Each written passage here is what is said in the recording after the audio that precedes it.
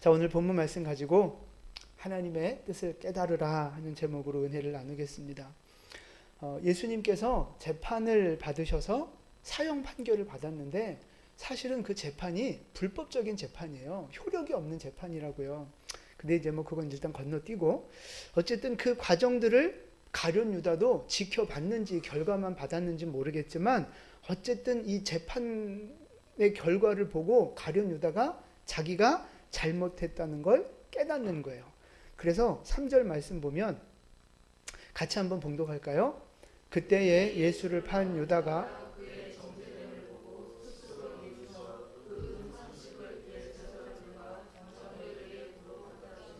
예, 아멘.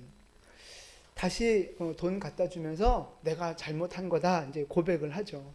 그런데 고백을 하고 거기서 끝이에요. 그 결론, 이 가룟 유다의 결론이 어떻게 돼요? 자살로 이제 끝이 납니다.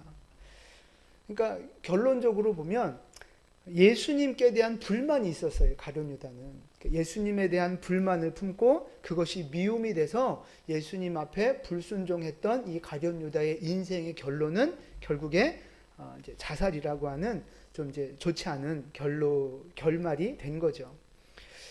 근데 이 성경의 역사를 쭉 보면 가룟 유다뿐만 그런 게 아니에요. 하나님을 향해서 대적하고 불순종했던 많은 사람들이 끝이 그렇게 좋지 않아요.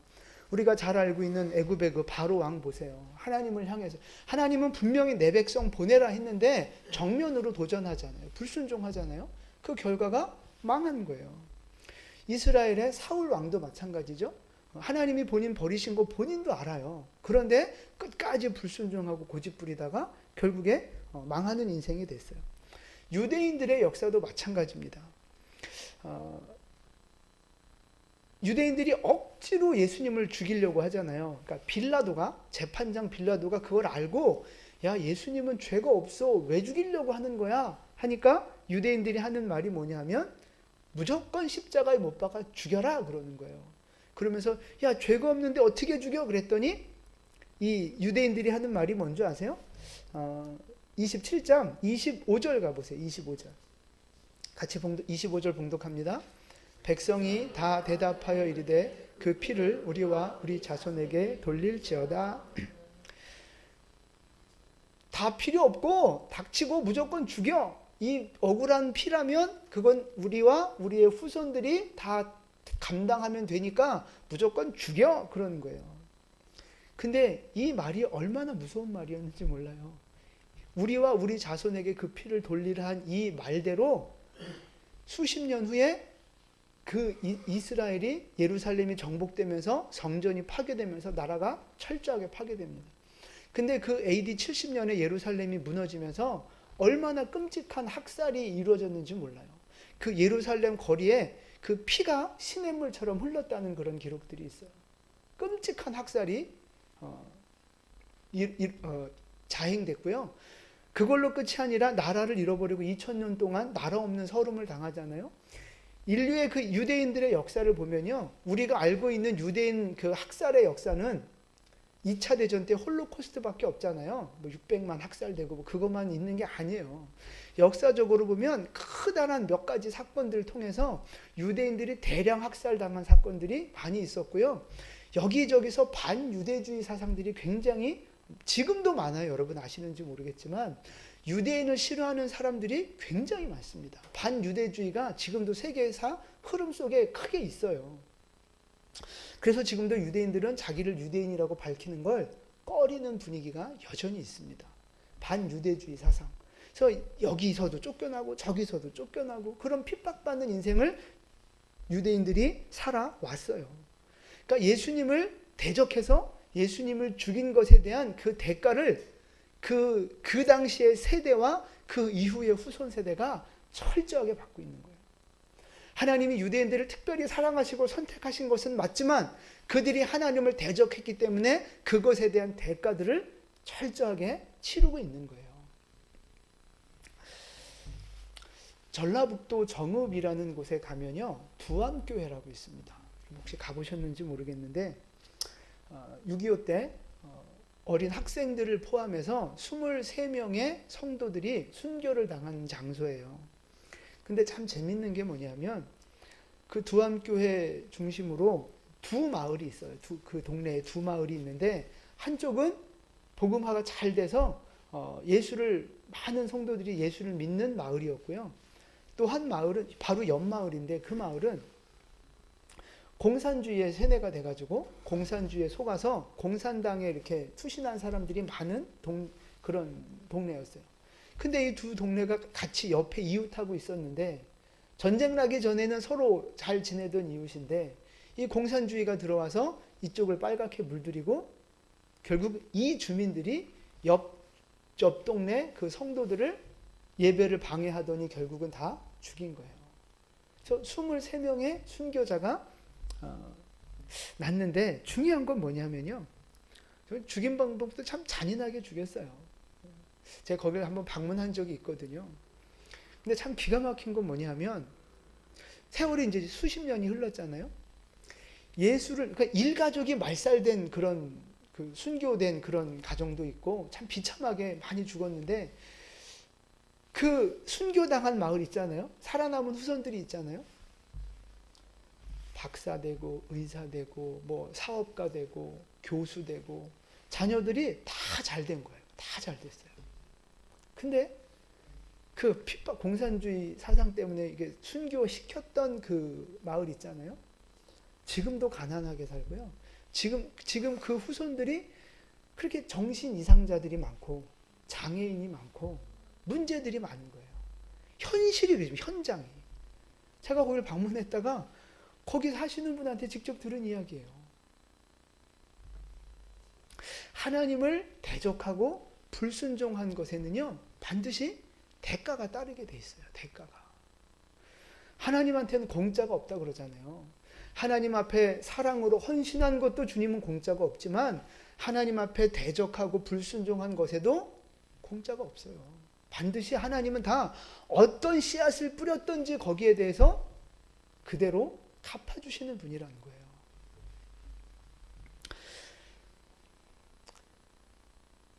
역사가 그냥 뭐 이렇게 겁박하고 뭐 이렇게 협박하는 그런 말씀이 아니라 역사가 보여주는 사실이라는 거예요. 사실.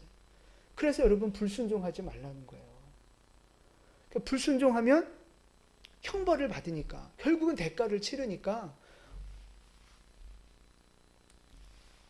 여러분을 보호하기 위해서라도 불순종하지 말라는 말씀을 드리는 거예요. 순종해야 복을 받는 거예요. 그러니까 하나님 말씀에 순종하고 죽더라도 믿음을 지킨 사람, 자존심이 상하고 내가 손해를 보고 내가 험한 꼴을 당해도 믿음을 지키는 사람들, 그 사람들은요 복 받게 되는 거예요. 하나님이 그 인생과 그의 후손들을 책임져 주시는 거예요. 역사가 증명하고 있는 거예요. 뭐 이 두암교회 뿐이겠습니까? 우리가 여러분도 아시는 그런 사례들은 얼마든지 있을 거라고 생각해요.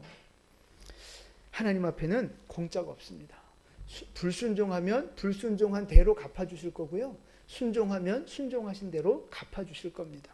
바라기는 우리 영광교회 모든 성도님들 정말 하나님 앞에 순종하고 죽기까지 믿음을 지켜서 하나님 앞에 큰 상급과 칭찬을 받는 승리자 될 수 있기를 축복합니다.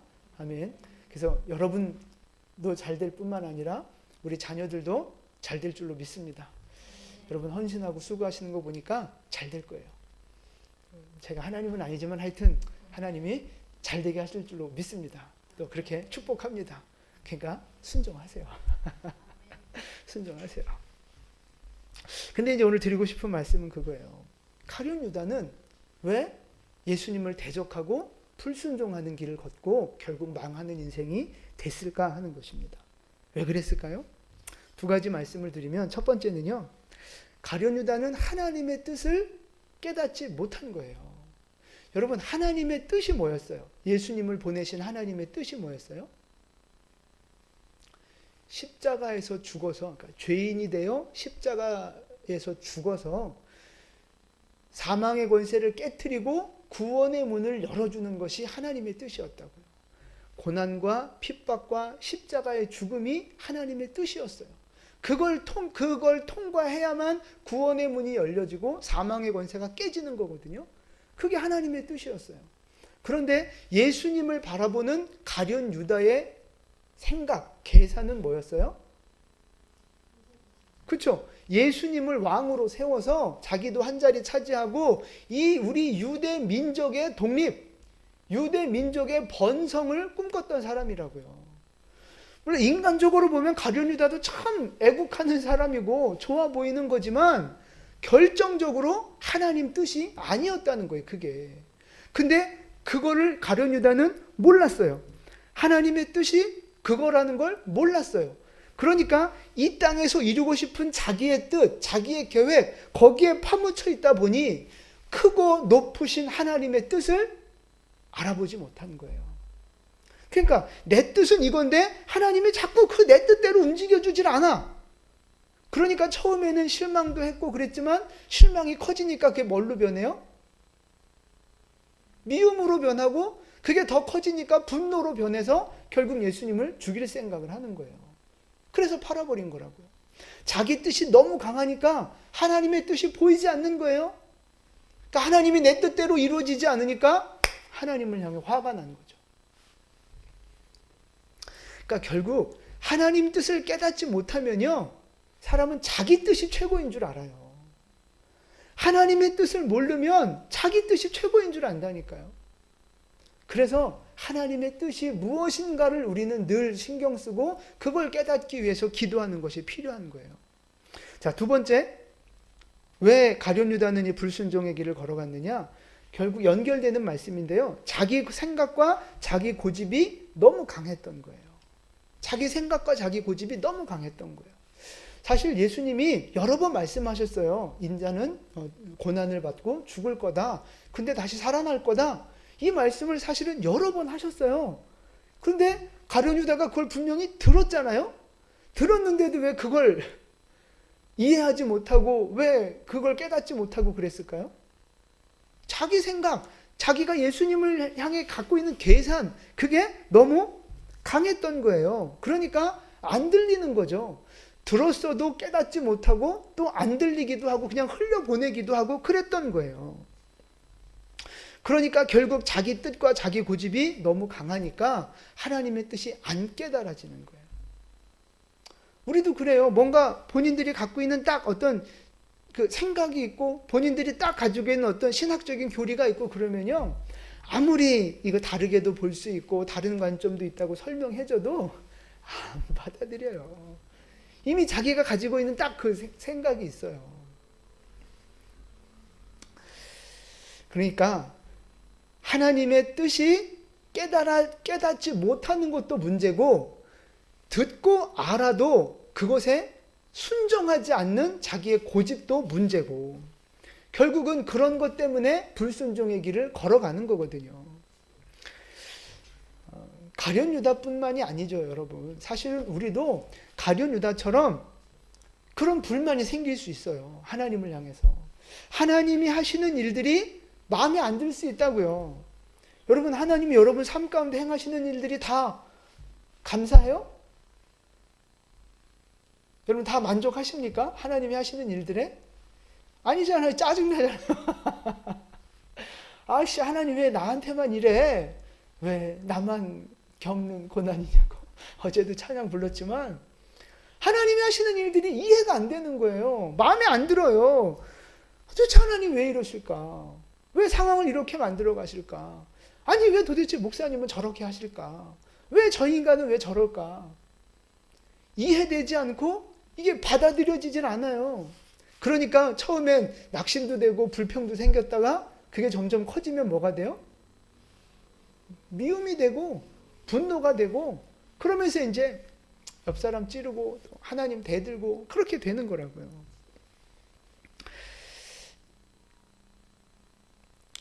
내 인생이 어렵고 힘들어지니까 화가 날 수도 있고 감정이 상할 수도 있고 뭐 불평할 수도 있어요. 그건 우리의 인간의 본성이니까 그럴 수 있다고요. 그런데 그 시점에서 조심하셔야 되는 거예요. 그 원망과 불평과 어떤 그 자기 감정에 빠지느냐, 아니면 그거를 뛰어넘어서 하나님의 뜻을 바라보느냐, 그 위기를 기회로 잘 삼으셔야 된다는 거예요.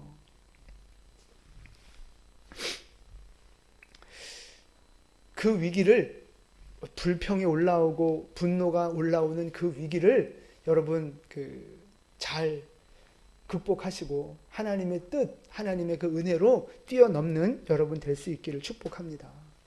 어떻게 하면 그 위기를 기회로 삼아서 우리가 더 성장하는 사람이 될 수 있을까요? 더 이 불순종에 빠지지 않고 순종하는 사람으로 성장해 나갈 수 있을까요? 아까도 말씀드렸어요. 하나님의 뜻을 깨달아야 돼요. 그러니까 머리로 이거 아니고요. 가슴으로 깨달아져야 된다고요. 하나님의 뜻이, 하나님의 섭리가, 하나님의 주권이 내 가슴으로 깨달아지고 인정이 돼야 된다 이 말이에요. 머리로는 아는데 가슴이 동의하지 않아서 안 움직이는 거 그거 안 되고요. 그건 충분하지 않아요. 가슴으로 하나님의 뜻과 사랑과 주권이 깨달아져야 된다는 말씀이에요. 그래야 순종할 수 있어요. 하나님 뜻 앞에 내가 죽어야 순종이 된다니까요. 하나님 뜻 알면 뭐해요? 내 뜻이 더 강한데. 말씀의 원리와 이론 알면 뭐해요? 내 욕심이 더 강하고 내 분노가 더 강한데. 그럼 순종이 안 되는 거예요. 근데 가슴 깊이 하나님의 주권이, 하나님의 그 섭리가 인정이 되면 그럼 그제에 가서야 순종이 되는 거예요. 여러분 그걸 아셔요. 그 고백이 있어야 돼요. 주님은 항상 옳습니다. 하나님은 항상 선하십니다. 이 고백이 우리 안에 있어야 되는 거예요. 따라서 해보세요. 하나님은 항상 옳습니다. 하나님은 항상 선하십니다. 네, 이 고백이 늘 있어야 돼요. 어떤 분 만나서 이야기하는데 그런 얘기를 하더라고요. 자기는 옛날에는 하나님, 이렇게 하면 하나님 기뻐하실 거야. 이게 하나님 뜻일 거야. 하고 그때는 몰랐지만 지금 보니까 자기 생각대로 그냥 해석을 했더라는 거예요. 자기 생각대로. 이렇게 하면 하나님 기뻐하실 거야. 이러는 건 괜찮을 거야. 지금 와서 돌이켜보니 그게 아니더라는 거죠. 하나님은 절대적인 분이라 이런 고백을 하더라고요. 하나님은 절대적인 분이다. 맞아요. 하나님은 절대 선이신 분이에요. 하나님은 절대 주권자시라고요. 하나님이 하시는 모든 일들은 선한 거예요. 거기에 내 뜻을 들이대고 내 욕심을 들이대면서 내가 감히 하나님을 판단하고 내가 감히 하나님 앞에 대들고 확 그냥 맞으려고 감히 하나님 앞에 맞으려고 죽으려고 작정한 거예요. 하나님은 항상 선하신 거라고요. 하나님은 항상 옳으신 분이에요. 여러분 이 믿음의 고백이 우리 안에 있게 되기를 축복합니다.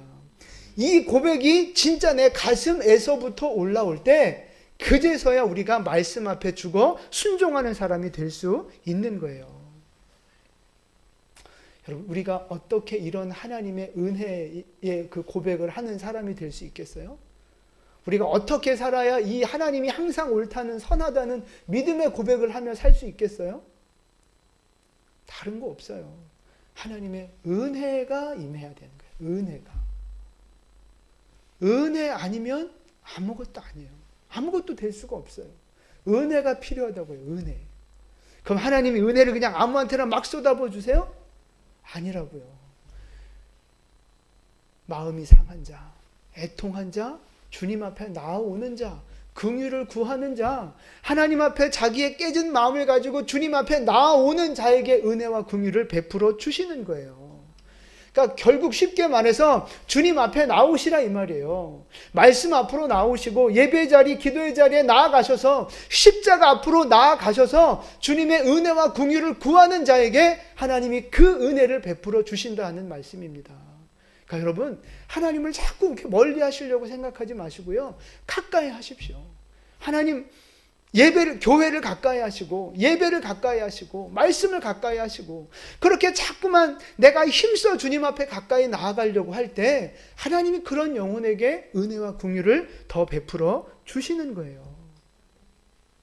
여러분 맨날 교회 나오고 맨날 기도하고 그러면 내가 믿음이 더 좋아지면 더 힘들어질 거라고 생각하시죠?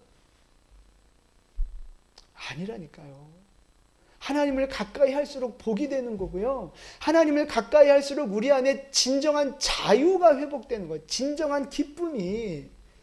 할렐루야. 하나님을 가까이 하는 것이 내게 복이라. 근데 우리는 하나님하고 적당한 거리를 두는 것이 내게 즐거움이라 생각하고 세상에 한 발, 교회 한 발 두고 살려고 하잖아요. 속는 거라니까요, 마귀한테. 하나님을 가까이 하는 것이 내게 복이라. 은혜의 바다 안에 풍덩하고 빠지면, 그러니까 수영 잘하는 사람은요, 물이 깊을수록 더 자유로워지는 거예요. 제가 지난번에도 말씀드렸잖아요. 저같이 수영 못하는 사람은요, 찰랑거리는 물이 최고 좋아요. 근데 진짜 수영 잘하는 사람은요, 깊은 물일수록 진정한 자유를 누리는 거죠. 신앙이 그런 거예요. 하나님을 가까이 할수록. 그러니까 내가 더 깊이 하나님을 알아가고, 내가 주님 앞에 더 깊이 헌신하고, 내가 하나님의 그 은혜 앞에 더 거룩해질수록 사실은 내 영혼이 더 기뻐하고 평안하고 자유를 누리고 하나님의 복을 누리게 되는 줄 믿으시기를 바랍니다. 예수님도요, 십자가 지기 싫었어요. 아시죠? 예수님도 십자가 지기 싫었어요. 그래서 아버지, 할 수만 있다면, 할 만하시거든, 이 잔을 내게서 피하게 하옵소서. 근데 예수님의 마지막 결론의 기도가 뭐예요? 나의 원대로 마시고 아버지의 뜻이 이루어지기를 원합니다. 여러분, 바로 이 기도예요. 우리도 내가 원하는 거 구할 수 있죠. 하나님 앞에 얼마든지 소리칠 수 있고요. 뭐 할 말 못할 말 다 할 수 있어요. 근데 결국 결론은 뭐여야 돼요? 아버지의 뜻이 이루어지길 원합니다. 내 뜻과 내 욕심이 이루어지는 것이 아니라 하나님의 뜻이 이루어지기를 원합니다. 예수님이 그렇게 하나님의 뜻 앞에 자기의 뜻을 내려놓고 굴복할 때 얻어지는 결과, 처음에는 십자가였죠. 고통스러운 거였죠. 그러나 그것이 지나고 나니까 부활의 영광, 하나님의 보좌 우편에 앉으시는 영원한 영광을 누리는 자로 하나님이 높여주셨다는 거예요. 여러분, 우리도 마찬가지입니다. 순종하는 길이 힘들고 어렵게 느껴질 수 있어요. 하나님을 가까이 하는 것이 더 힘들고 어렵게 느껴질 수 있습니다. 그게 사실이고 현실적일 수 있어요. 그러나 그 고난의 시간을 지나가면 반드시 하나님이 우리에게 영광을, 축복을, 칭찬과 상급을 허락해 주실 줄로 믿습니다. 여러분, 불순종함으로 내 고집을 피워서 가룟 유다와 같은 인생의 길을 걸어가지 마시고 예수님이 보여주셨던 그 순종의 길, 그 사명의 길 우리 모두 동참하셔서 하나님 앞에 결국 칭찬받고 높임받는 정말 승리하는 하나님의 백성 될 수 있기를 주님의 이름으로 축원을 드립니다. 이 고난주간에 우리가 특별히 그런 좀 결단이 있었으면 좋겠어요. 예수님이 십자가 지시는 고난의 길 걸어가신 것처럼 주님, 나도 사명의 길, 순종의 길 걸어가기를 원합니다. 쉽지 않은 길인 줄 압니다. 힘들고 어렵고 자존심 상하고 화나고 손해보는 길일 수 있습니다. 그러나 그것이 하나님의 뜻이라면 내가 순종하겠습니다. 하나님은 절대 옳으신 분이기에, 하나님은 항상 선하신 분이기에 내가 그 주님의 뜻 앞에 순종하기를 원합니다. 주님, 나를 도와주십시오. 오늘 이 기도를 통해서 우리 모두 승리하는 은혜가 있기를 예수님의 이름으로 축원을 드립니다. 아멘. 기도하겠습니다.